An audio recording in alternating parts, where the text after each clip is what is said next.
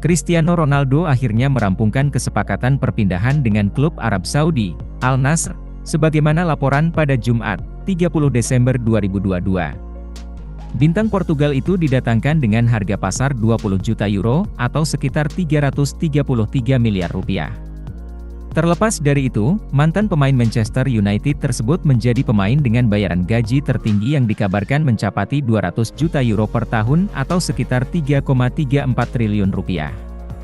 Angka itu bahkan lebih dari 3 kali lipat gaji yang didapatkan Lionel Messi di PSG yang hanya mencapai 1 triliun rupiah per musim.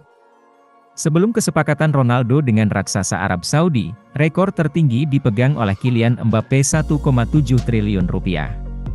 Mantan penyerang Juventus dan Real Madrid itu juga akan memulai debutnya untuk tim Saudi Arabia pada 2023 mendatang. Informasi ini pun telah dikonfirmasi pihak klub, yang menyebut mereka telah mencetak sejarah dengan mendatangkan Cristiano Ronaldo ke Stadion Internasional Raja Fahd di Riyadh.